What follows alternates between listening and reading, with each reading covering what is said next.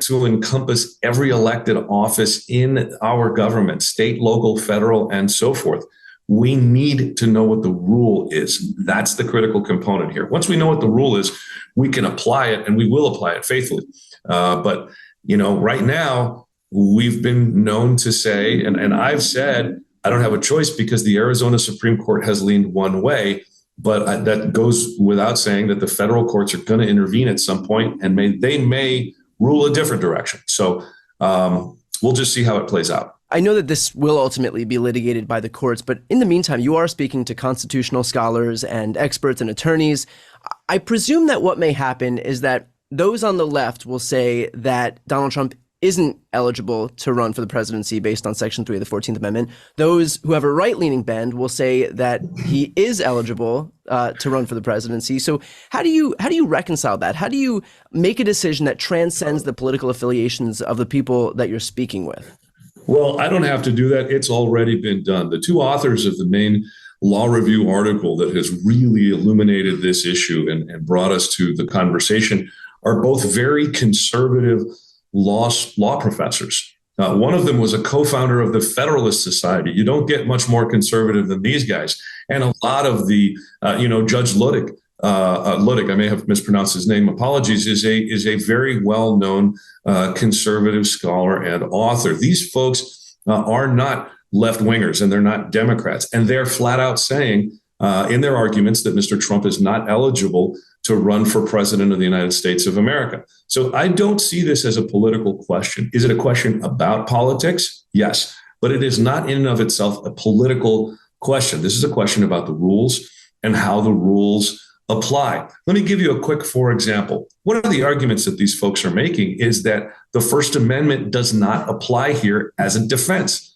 Why? Because the 14th Amendment came later. And that means that it supersedes any possible protections that the First Amendment might bring, right? Just like the amendments themselves supersede anything that's in the body of the Constitution itself later in time. So the bottom line is this is a question of the rules themselves, not about the outcomes or the politics. And as long as we keep it in that framework, we can keep the politics off to the side. And that's where it ought to be in these questions. How much attention is your office getting on this issue in particular right now? Well, we're getting a lot of attention because, we're talking about it. We're showing folks that the rules matter, how the rules work. We're having conversations about this. And I think that's good. I think it's good for transparency.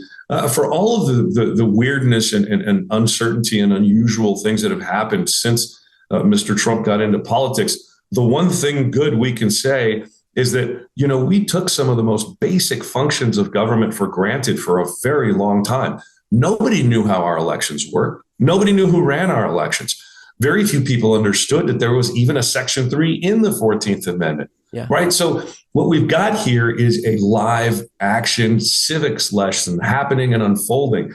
And for us to just be quiet about it and not talk about it in public would be to shortchange the conversation, a civil conversation about the rules, because the rules are what separate us from so many other places. The rule of law is real in the United States of America. It is a core value of ours. And it's one of the reasons why Mr. Trump has received so much resistance from the political right, because they believe, a lot of them believe, that he has operated above and beyond or even outside of the rules. And they don't like that because it's not an American value. So this is really an opportunity for us to have these conversations, and I relish that. I know that there is a lot of political violence right now, and with secretaries of state across the country kind of at the heart of this issue, have you been okay? Have you had to deal with any political violence, any of that bullshit? Well, I certainly do appreciate the question, and my office and our staff have been taking necessary precautions as we get around the country and do the things we need to do, not just for myself and my family, but our staff. We've taken the appropriate trainings, and we're dealing with the appropriate law enforcement and security officials here in Arizona in communication with our federal, state, and local partners. So